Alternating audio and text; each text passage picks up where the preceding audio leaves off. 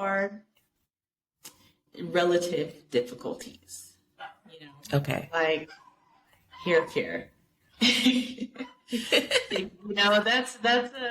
That's not everyone's problem, but for me, it's Yeah. an issue.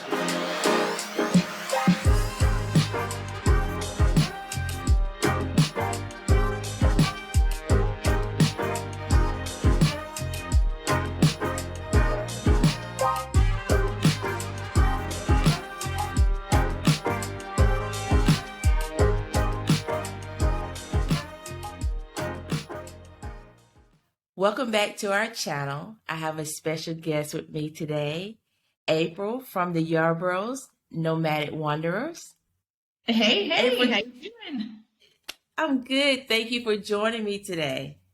No problem. I love it. I'm excited. Whatever we're getting into today, I'm here. Okay.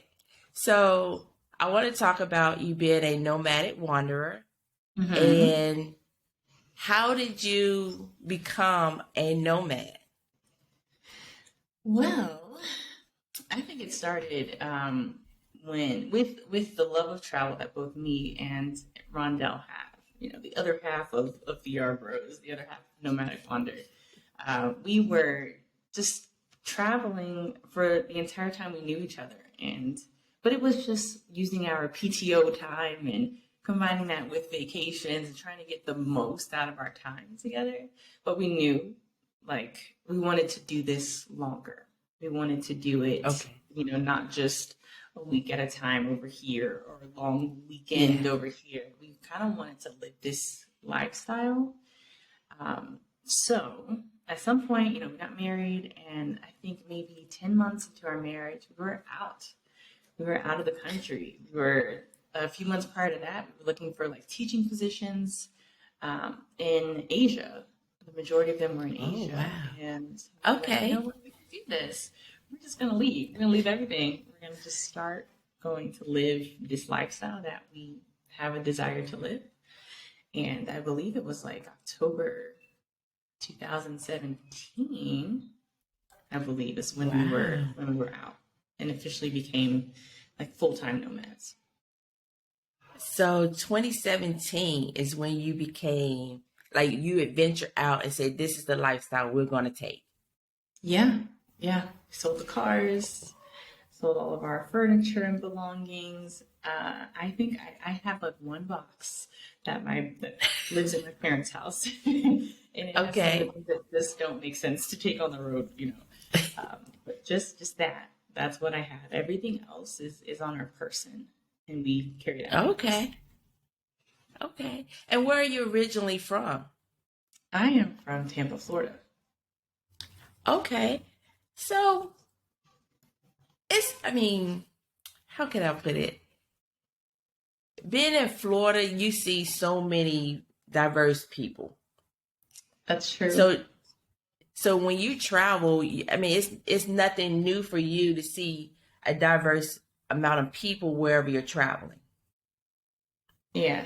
I grew up in different neighborhoods, and of course, different parts of Florida having larger communities from other countries and stuff. So I was used to seeing different people. Okay. But I always loved traveling. Right. So how do you decide which country you want to visit? I think in the beginning, it was which country offered us a job that we want to take. And that put us in China.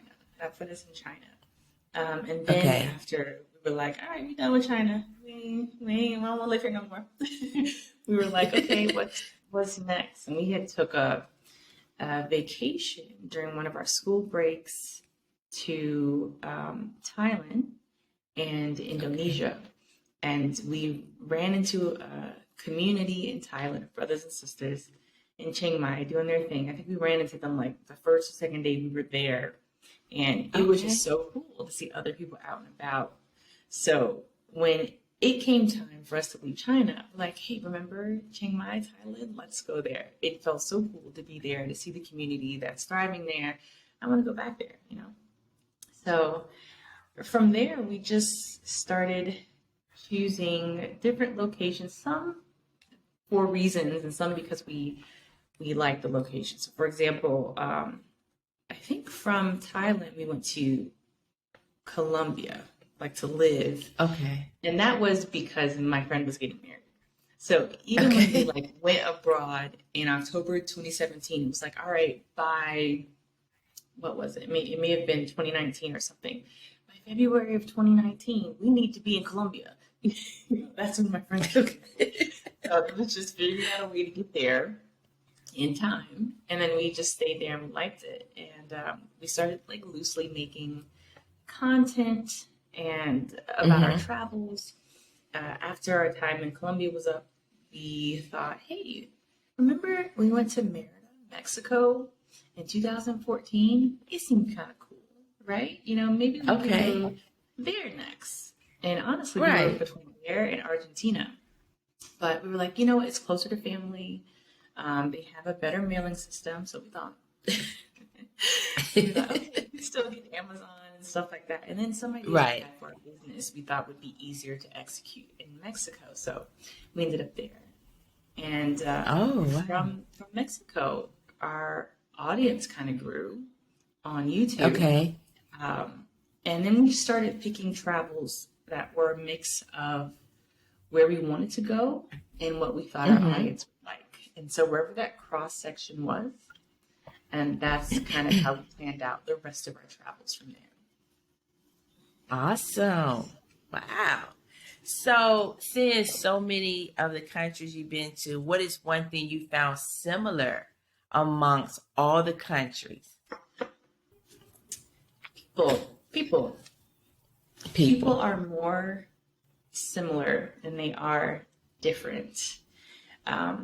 We felt, I mean, we've met some really amazing people, and we've met people who weren't so amazing in just about every place we've been to. You see that people love their friends, they love their family, people just want Yeah. to be cared after, they want to be cared about, they want to live a life that they're happy with. It's like no matter where Yeah. you go, you see these similarities. The culture changes, Exactly. the language changes, but there are some Mm-hmm. universal languages that just kind of stay the same. Okay. Okay. So, in your travels, what is, I would say, one thing or some things the U.S. could adopt from other countries?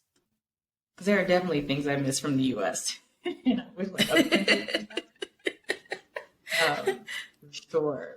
But every country you learn has its ups and downs Yes, too, its good and its bad. exactly. It's political Right. unrest, no matter where you go. Mm-hmm. Let's see. Hmm. I think one of the first things that came to my mind was, I guess, to relax a little bit. And not so much in this, and I'm thinking of like how people run business here. So it might not be a good idea, but people are very, like when we were in Costa Rica, the vibe was pura vida. No one was rushed or anxious. Mm-hmm. Even in Mexico, Okay. like, things aren't super punctual, and I do appreciate punctuality, but Yeah. traveling to these countries, traveling throughout Latin America, it's like chill. If someone's 5 minutes late, it's okay. Yeah. Everyone is. We see a lot of prioritizing of family life and Mm-hmm. work-life balance. And I Yes. think that work-life balance piece is something that we can definitely adopt in the U.S. economy. Yes. I remember Yes. just like I was nonprofit and salaried, so it was, hey, no matter how little or much you work, you get paid the same. So there were weeks that we had to do way more than just the full Right. day. And Exactly. most of the time it was like that. You always worked more, More. never really less, right?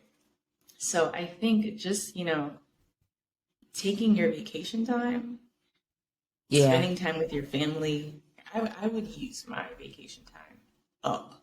But there are people who it was like a badge of honor that they didn't take vacation, that they worked, Exactly. Yes, So I was yes. like, but No, let's say something happened, unfortunately, to you.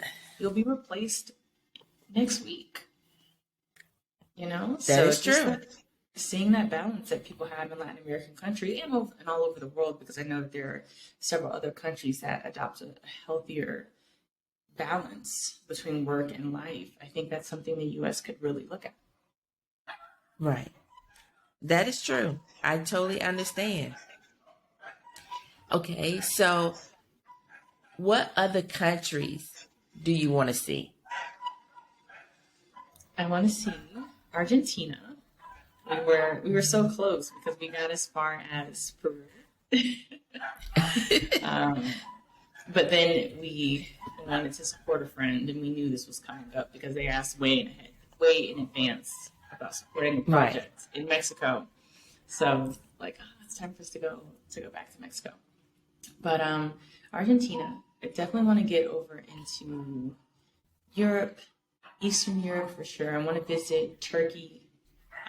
We're Yeah. very curious about Albania and Georgia, and then of course Western Europe. I loved our time that we got to visit Spain and France and Italy. We weren't Right. YouTubers at the time, but those Okay. countries are beautiful as well, and I'd love to visit the countrysides, like the southern regions of those countries, and eventually make my way to Africa. Uh, we would love to visit like Yes. Morocco, Ghana, Tanzania, Oh, yeah. Rwanda, South Africa. There's just so many places. I definitely want to visit Africa, and I want to Morocco. That is Yep. on my bucket list. Was there a time growing up that you said to yourself, "I want to visit this particular country"? And in your travels, have you visited that country, or is it still on your list to visit? I don't think I ever like pinpointed a particular place I wanted to visit. I just wanted to travel. And like Okay. even road trips in the US like were my thing. If they needed April to drive because April was willing and ready to drive for 14 hours, that was me. I wanted to go somewhere different. Spring breaks in college, I would Right. travel some to that. Those were actually some of my first times abroad. Was taking spring break and just going because the deal was there, the flight deal. So I didn't necessarily have a particular place when I was growing up. I do have definitely Okay. have places that I want to go to now, but I just wanted to get out and see anything. In your travels now, what you've seen so far, what place would you call home? This is really funny because my answer today is Mexico, and this is Okay. because we just came back. It's been a year since we've been here, and we're back here to support a friend. We were able to do that, but coming back here to do that, everything is so familiar. It's like we know how the buses run. We know how to get from city to city. We've been to these particular cities before. It's like it just felt really good. You see the same stores that you saw before that you shopped at. You see businesses that you supported before. The restaurants you like. So here, like in the day, Mexico Today. feels weirdly like home because of the time we spent here before, and then coming back and just feeling so comfortable and familiar Right. with the places. Yeah. That's understandable. I mean, you're familiar with everything. So it's like you Yeah, are going back home. and it's funny because we decided not to make Mexico home. Like when we were leaving, I think we left and at the end of January or at the beginning of February of last year, and we decided then we were at a point where we could get temporary residency or not, and it was like every Okay. day we went back and forth. Oh, should we get it? Should we not get it? Should we get it? Maybe it'll be good to have it, even if we're not sure if we want to use it. But ultimately, we decided, no, we're not going to get it, and we're just going to continue our travels. Okay. We never planned to stay in Mexico as long as we did. But now being back, I'm like, wow, Like I can Well, navigate around the city just fine. Everything feels so familiar. And that was a good feeling to have coming back here. yeah, that's a great feeling to have.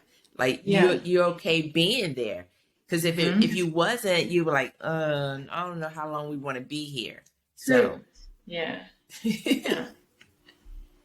have you run into any difficulties as an African American in your travels? I'm sure we have. There are relative difficulties, you know, Okay. like hair care. That's not everyone's problem, but for me, it's Yeah. an issue. Not everyone can relate to it, but some people, right? Some hair textures Yes. um, Yeah. can, and yeah, so that's been difficult, right? We've just been doing our hair ourselves, and every time we get a chance to go back to the States, we'll order whatever it is that we need Yeah. for our hair to thrive. Exactly. To bring back with you. Yeah, and we just have to carry that stuff around. I have this huge tub of shea butter, and I just have to carry this thing around because it's necessary, you know? We both, Yeah. Yes. we both need it. Without that, I remember before we knew that we should get that stuff, or we didn't bring enough of it the first time. You're going Yes. into stores, you're reading labels that are in a different language, and you're like, all right, it smells good. The consistency looks good, and I think I know this word. And you're just kind of guessing and doing trial and error. So yeah, Yeah. that was a difficulty, but we found the solution to it. We just have to bring our own stuff from our home You have to country bring your own until we, stuff. Yep. yeah. Or you can, I'm adventuring out to make my own hair products. Oh, okay. So we're gonna see how that goes because I'm not going back to the US as often. Mm-hmm. I say once a year, and I don't think that's enough to carry me over to the next year. Ah, okay, okay. Well, that's good So because you are in a place that you're settled in. You're going to be here for a while. So yeah, right. I love the idea of Yeah. being able to make your own things. Now, being in Peru and you are among the a chaotic situation and unrest in that country. Yeah. Now, what would be your advice to your viewers, on how to handle that type of situation? Two things come to mind. I think you need to be extremely flexible, and you need to be extremely flexible with whatever is going on and changing. You have to know that your schedule is probably going to change. What your Yes. time in Peru looked like is probably not going to look like that. And if you're okay with making Right. changes in your itinerary, then it'll be less of a headache and less stress. Oh, For us, our flight to Cusco was canceled. We were already looking at accommodations and we were looking at, okay, how much things cost. Thankfully, at the time, we hadn't already purchased our okay. tickets to the train tickets to Machu Picchu and the ticket into Machu Picchu. But we were looking at like all the times and like, okay, this is what we want. Things started popping off. Airports were being stormed, subsequently Wow. closed, flights canceled. Yeah. And it's like, okay. So Okay. I guess we're staying in Lima because at the time, Lima was considerably safe, and there wasn't a lot happening outside of like a pocket in Centro. So Okay. it was almost like a different world. You really weren't seeing a lot of the unrest in a lot of the neighborhoods. You would not have known it was happening unless you turned on the TV. So it's Okay. really interesting how parts of Lima really felt insulated from what was happening throughout the country. But you got to be flexible. We were cool with it. We were like, all right, we're not going. Maybe we'll go a different time. We'll just try to get our money back, our credits, or whatever we can get back, and make the most of where we are. And I think if you kind of Yeah. have an attitude like that, then it won't it won't be as bad. It'll be kind of smoother Yeah. going through it. But the other thing is, if you need to leave, escape, evacuate, have a plan in action, have some money set aside because you never know what can happen. We, like I said, we felt insulated in Lima. Things were going on weirdly like normal. Okay. People were out and about still.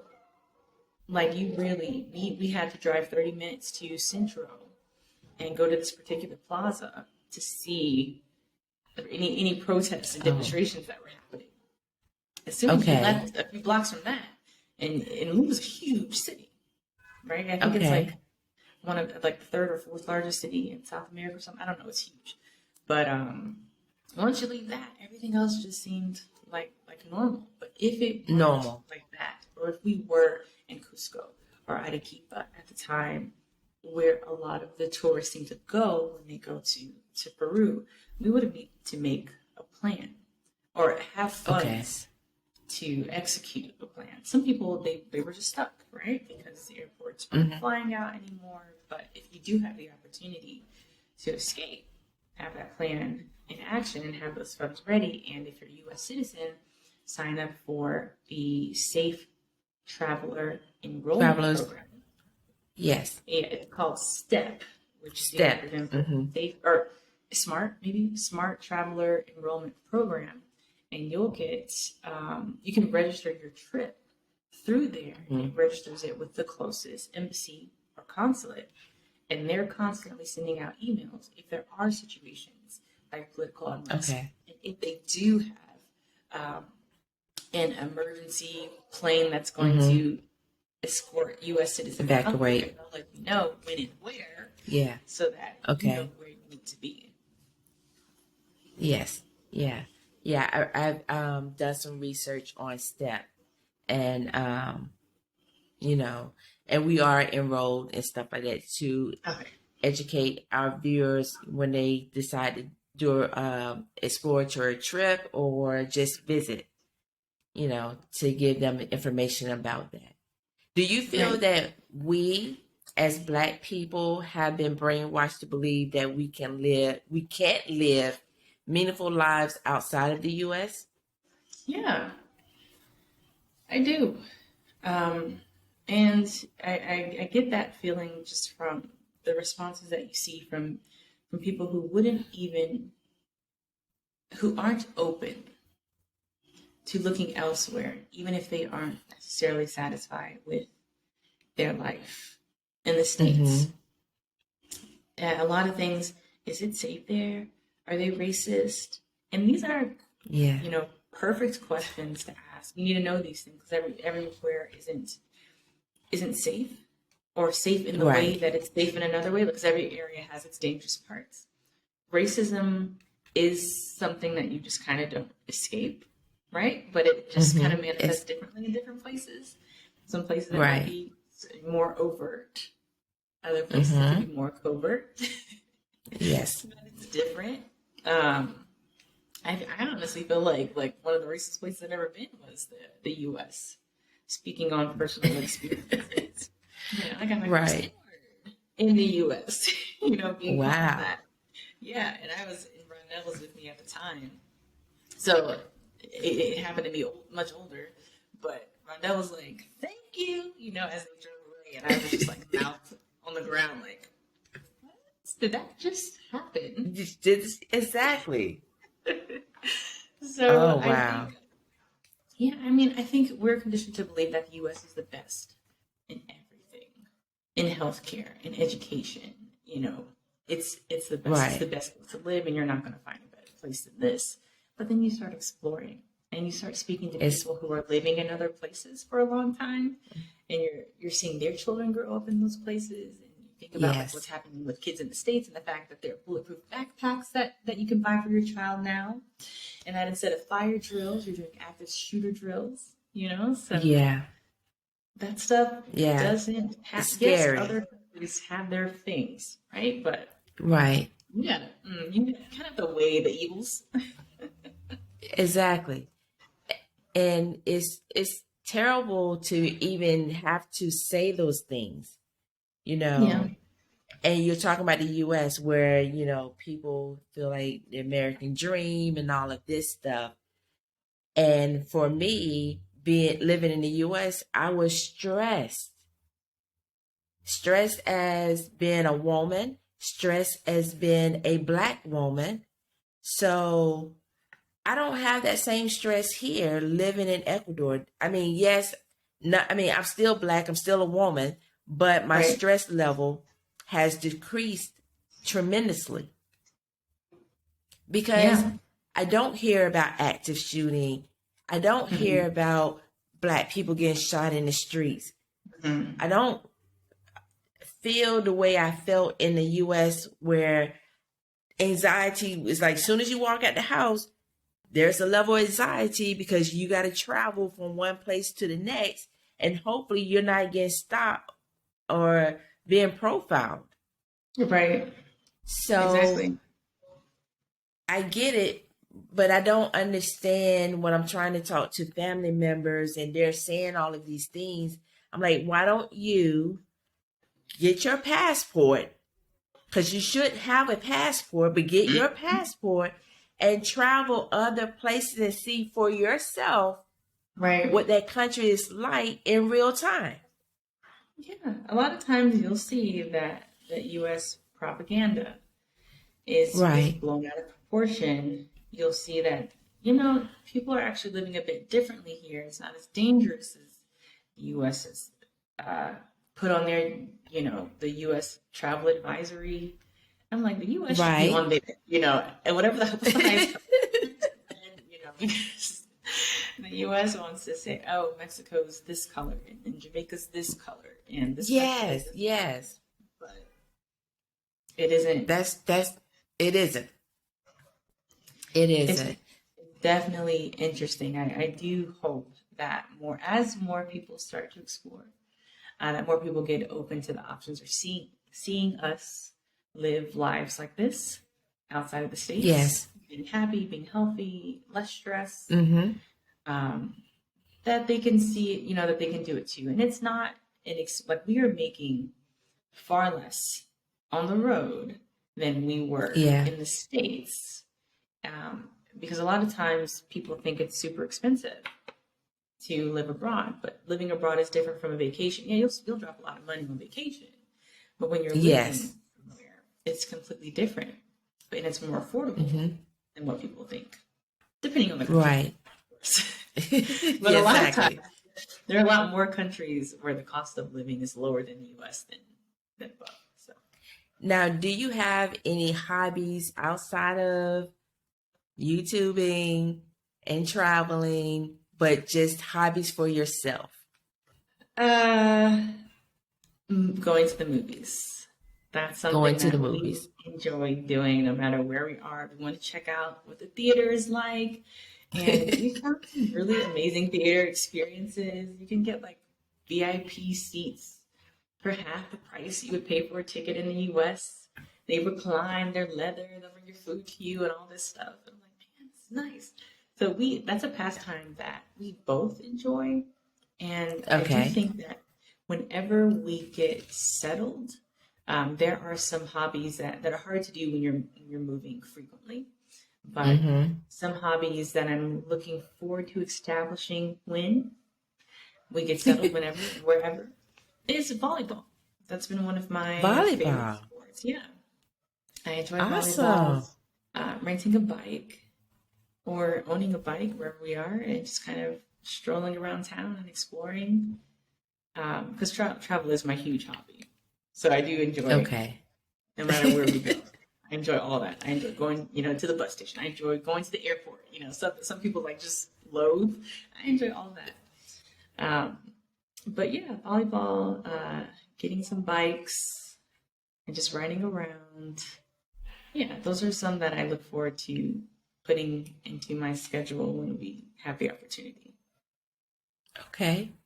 Now, what do you do to pamper yourself?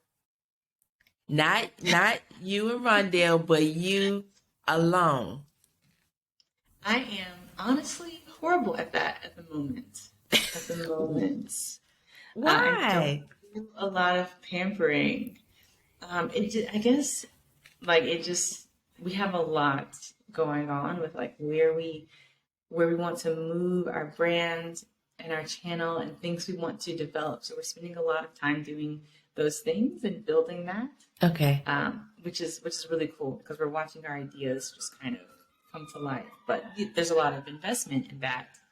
Right. So I don't do a lot of pampering, but if I did, I would. I would. And I'm sorry if you can hear these dogs. Can you hear them?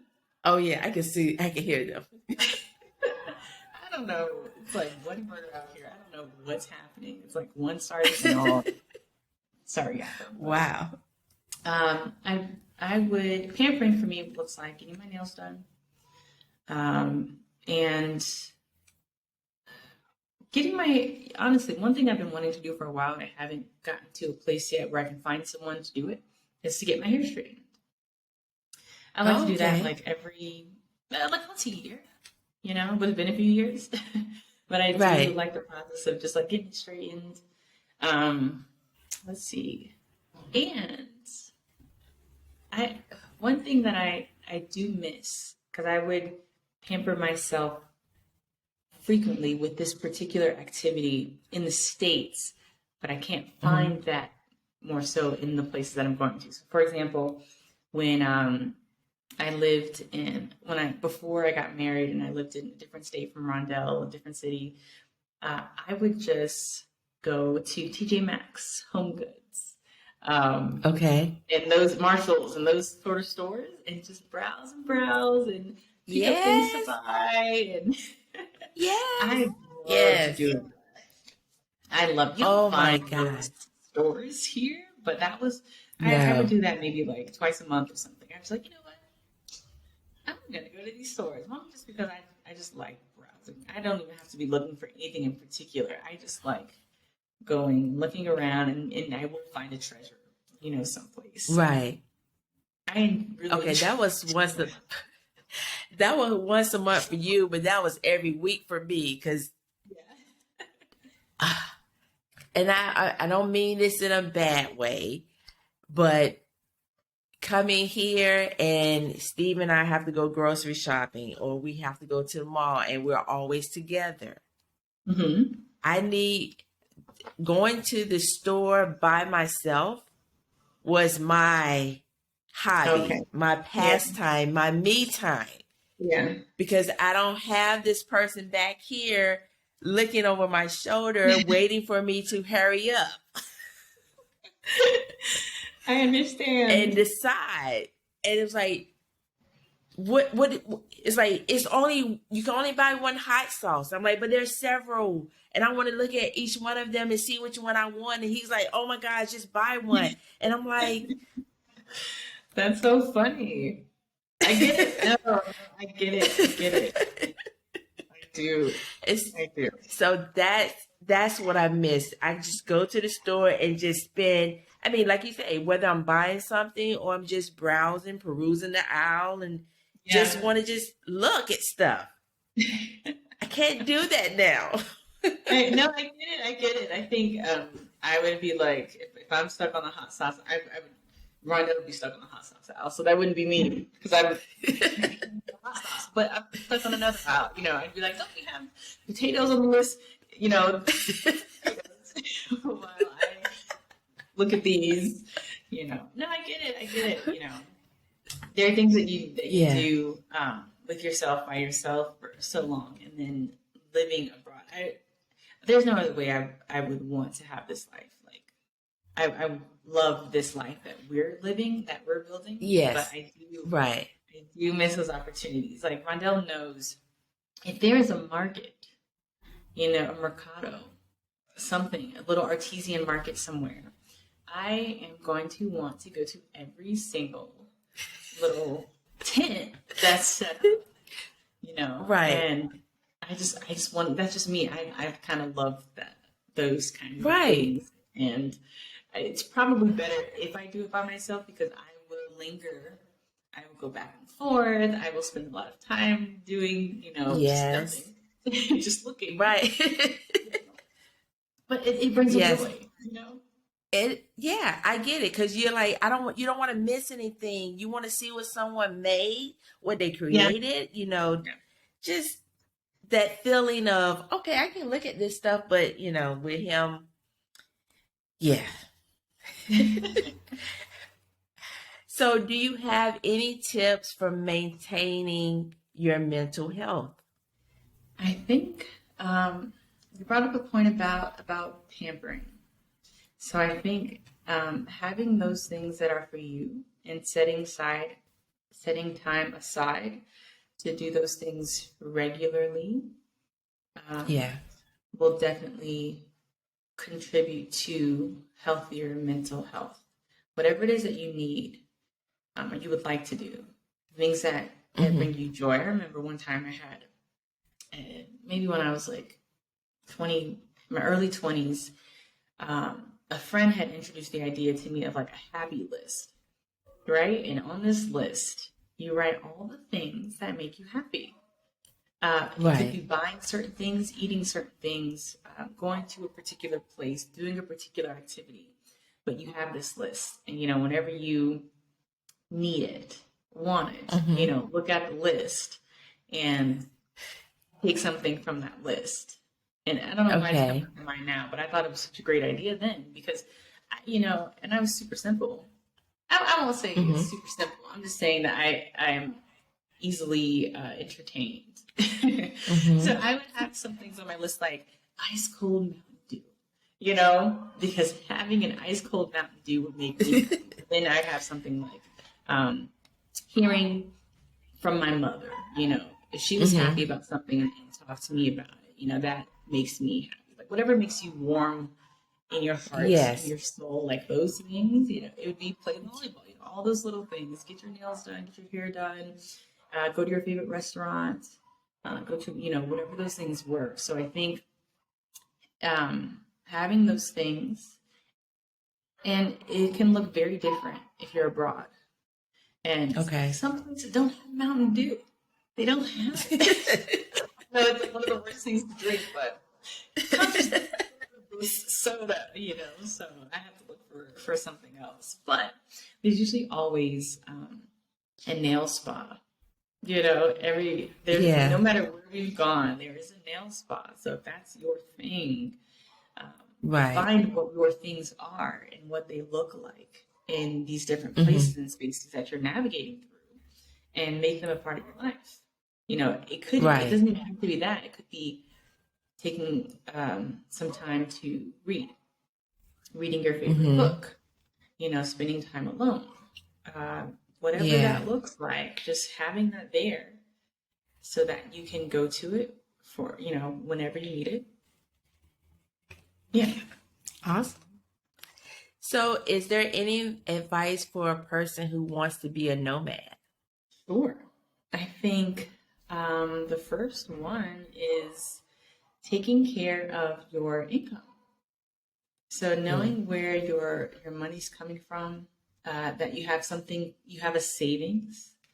You never know when you'll have to use it. And I think we usually, when we consult people about living abroad, 6 to 12 months of savings, however much Okay. it took you to live on, multiply that by 6 to 12, have that in savings because you never know when you're going to use it or how you might have to pull Hmm. from it until you get settled in your new place.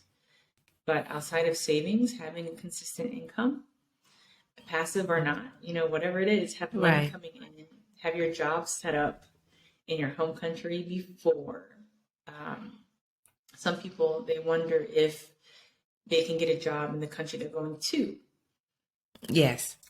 And a lot of times it's like, unless you work for a big corporation that has like satellite offices or different offices that you can get transferred to in different countries, have something set up beforehand because getting what might be considered a local job, earning money in the local currency is usually much lower than where you're coming Yes. from. The fact that we can earn US dollars, I'm grateful for because those dollars stretch much further. Right. I Yes. think in Mexico, the, oh, I don't remember Mexico, so I'll say Ecuador. You can tell me if I'm right or not, but the minimum or the average monthly income is like $425, I Yes, I think. think it increased to 450 now. Okay, so $450, like imagine you came into the country and you were looking for a job and you were making $450 a month. Right. That's that's going to be really Yeah. hard to live off of Right. coming from a place where you lived differently. Sure, you can Yes. adapt, but it's going to be a much different way to live. And a lot of times when people are moving abroad to places where the cost of living is lower, it's to increase their quality of life while Hmm. paying less. Not you don't want to decrease your quality of life when you move to a different place. So just finding out what is livable for you and how much money you need to be able to live the way you want to. Right. Now, do you have any concerns about medical care while traveling?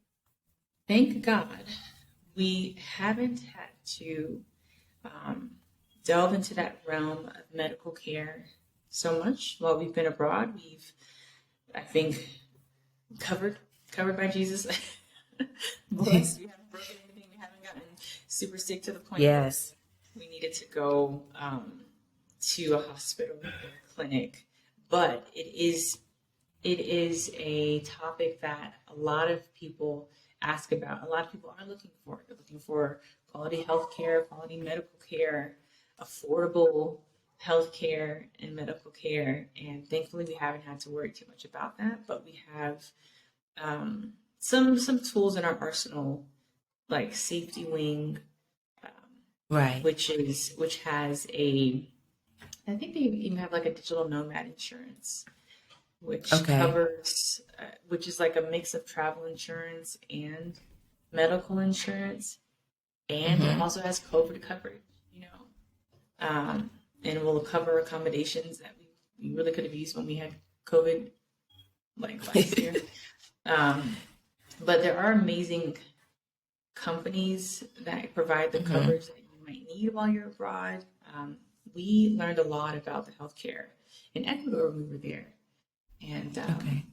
and that's really cool. And I hear people's stories how something happened, they had to go to the hospital and they only had to pay maybe $10,000 versus paying a few $100,000 if something happened like that in the Right. States. So thankfully Yes. we haven't been in a situation where we've had to use the medical system in that way. But I do appreciate that all around Latin America, pharmacies are everywhere. The pharmacia. Exactly. You can buy things there that you would need a prescription You for can. in the States. Like Rondell just got Exactly.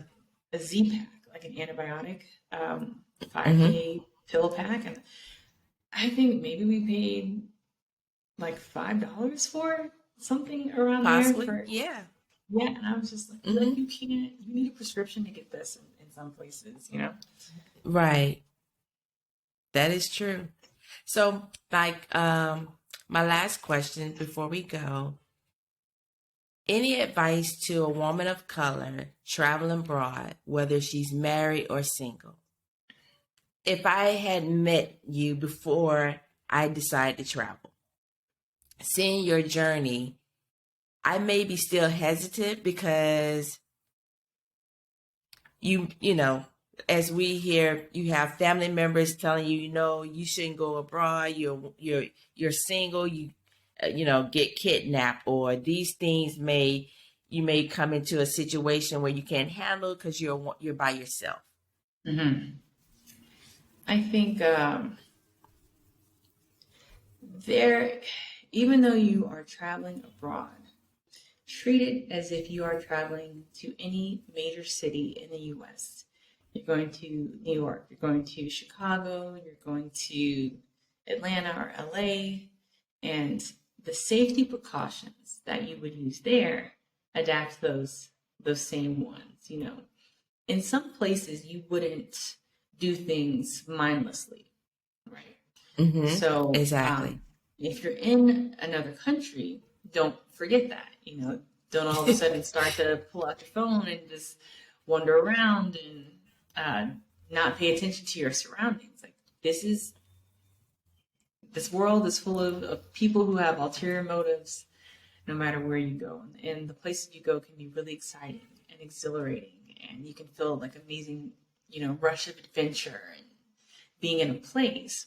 And although you don't have to keep up a lot of your guards, still there is having street smarts, right? That you have Yes. to take with you and navigate no matter what country you're in.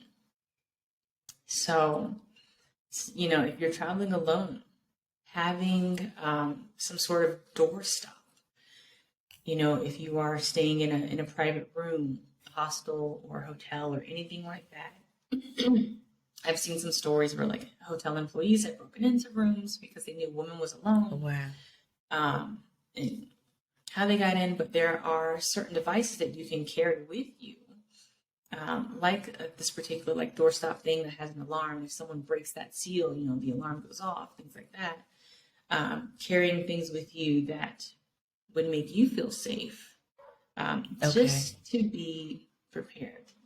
I would say also that I remember being in the States, I would always get hollered at, Yeah. and be at a gas station. And I'm like, come on, I just want to pump my gas. Yeah. And it's interesting because, and whenever I, would be around certain men, certain places, I always have to be concerned, am I going to have to respond or ignore, Yeah. or get out of this situation? Am I going to really take the long way around because I don't want to deal with certain situations? And most of the countries we've been to, I haven't had to deal with Yes. catcalling. Catcalling. Yeah. I haven't had to deal with that, and it's been so nice to not have to worry Yes. about it. And it's interesting because I don't have to deal with the catcalling, but a lot of the places we travel to, people really are super friendly to Black people. There's Okay.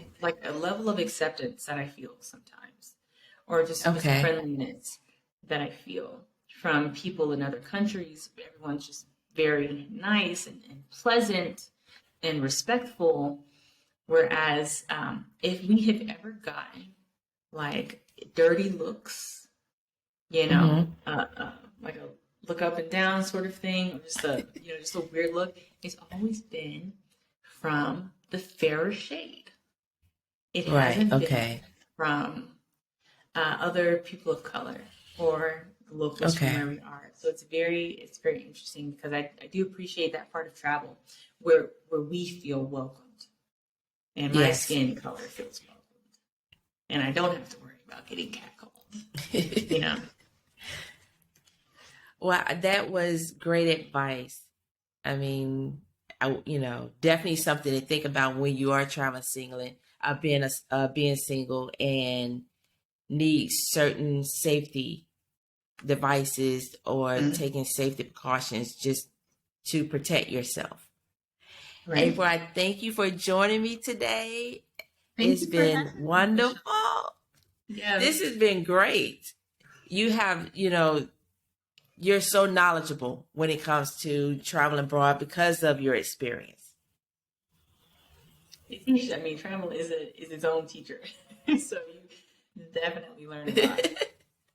Okay, and I would like to thank our viewers for watching. If you like this video, please like, share, and if you're joining us for the first time, please subscribe. And thank you again. Bye.